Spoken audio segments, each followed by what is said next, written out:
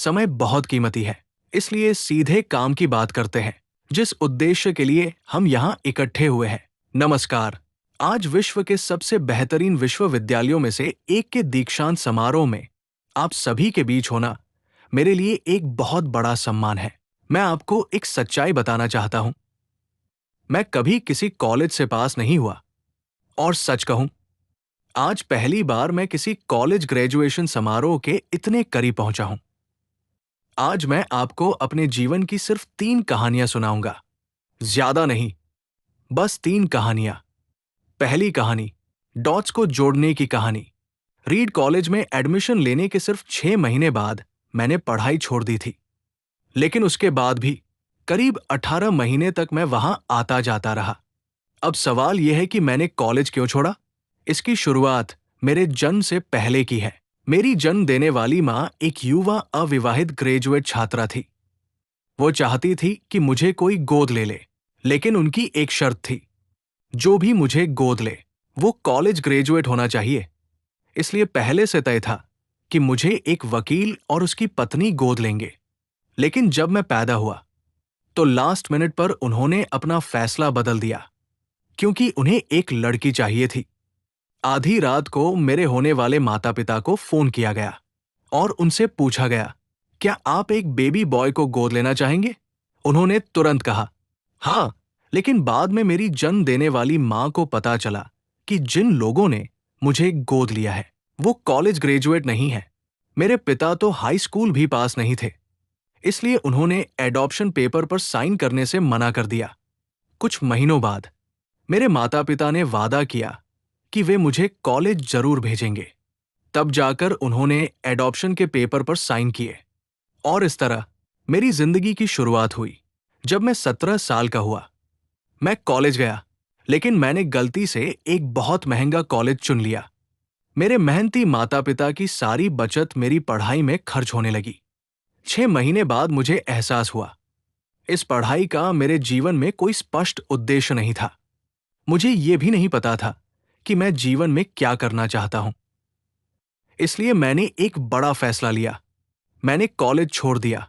उस समय यह फैसला बहुत डरावना था, लेकिन आज जब मैं पीछे मुड़कर देखता हूं तो मुझे लगता है यह मेरी जिंदगी का सबसे अच्छा फैसला था। कॉलेज छोड़ने के बाद मैंने सिर्फ वही क्लासेस अटेंड की जिनमें मेरा सच्चा इंटरेस्ट था। मेरे पास रहने के लिए कमरा नहीं था। मैं दोस्तों के कमरों में फर्श पर सोता था। कोक की खाली बोतलें लौटा कर मिलने वाले पैसों से खाना खाता था। हर रविवार मैं 7 मील पैदल चलकर हरे कृष्णा मंदिर जाता था, ताकि हफ्ते में कम से कम एक बार पेट भरकर खाना खा सकूं। लेकिन अजीब बात यह थी कि मुझे ये सब अच्छा लगता था। रीड कॉलेज में उस समय दुनिया की सबसे बेहतरीन कैलीग्राफी सिखाई जाती थी। मैंने सीखा सेरिफ और सैंस सेरिफ फॉन्ट, अक्षरों के बीच की स्पेसिंग और सुंदर टाइपोग्राफी की कला। उस समय मुझे बिल्कुल नहीं पता था कि ये सब चीजें मेरे भविष्य में काम आएंगी। लेकिन 10 साल बाद जब हम पहला मैकिन्टोश कंप्यूटर बना रहे थे, तो मैंने यही सारी चीजें उसके डिजाइन में जोड़ दी, और वो दुनिया का पहला कंप्यूटर बन गया जिसमें सुंदर टाइपोग्राफी और कई फॉन्ट थे। अगर मैंने कॉलेज में वो क्लास नहीं ली होती तो शायद आज कंप्यूटर में इतने फॉन्ट नहीं होते।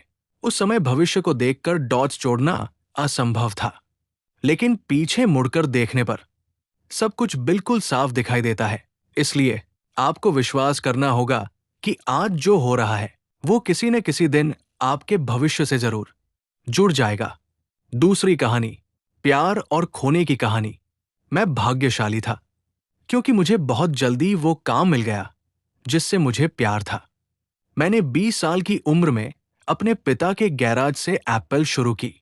10 साल में वो 2 लोगों की छोटी कंपनी से बढ़कर $2 बिलियन की कंपनी बन गई, जिसमें 4,000 कर्मचारी थे। लेकिन 30 साल की उम्र में मुझे मेरी ही कंपनी से निकाल दिया गया। ये मेरी जिंदगी का सबसे कठिन समय था। लेकिन धीरे धीरे मुझे एहसास हुआ, मैं अभी भी अपने काम से प्यार करता हूं। इसलिए मैंने फिर से शुरुआत की। मैंने नेक्स्ट और पिक्सार नाम की कंपनियां शुरू की। पिक्सार ने दुनिया की पहली कंप्यूटर एनिमेटेड फिल्म बनाई, टॉय स्टोरी। बाद में एप्पल ने नेक्स्ट को खरीद लिया और मैं फिर से एप्पल में वापस आ गया। अगर मुझे एप्पल से नहीं निकाला गया होता तो शायद ये सब कभी नहीं होता।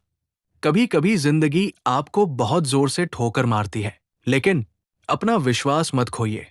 महान काम करने का सिर्फ एक तरीका है, जो आप करते हैं उससे प्यार करें। अगर अभी तक वो काम नहीं मिला तो खोजते रहिए, रुकिए मत। तीसरी कहानी, मृत्यु की कहानी। जब मैं 17 साल का था, मैंने एक वाक्य पढ़ा था, अगर आप हर दिन ऐसे जिए जैसे वो आपका आखिरी दिन है, तो किसी दिन आप निश्चित रूप से सही साबित होंगे। तब से मैं हर सुबह आईने में देखकर खुद से पूछता हूं, अगर आज मेरी जिंदगी का आखिरी दिन होता तो क्या मैं वही करता जो आज करने वाला हूं? अगर कई दिनों तक जवाब नहीं होता है तो मुझे समझ आ जाता है कि मुझे अपनी जिंदगी में कुछ बदलना चाहिए।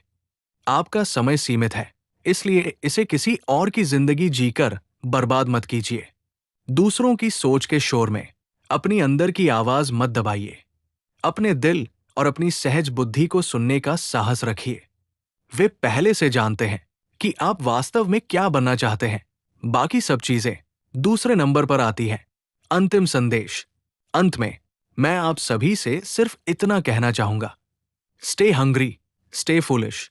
भूखे रहिए, यानी हमेशा कुछ करने की भूख रखें। मूर्ख रहिए, यानी हमेशा सीखने के लिए तैयार रहें।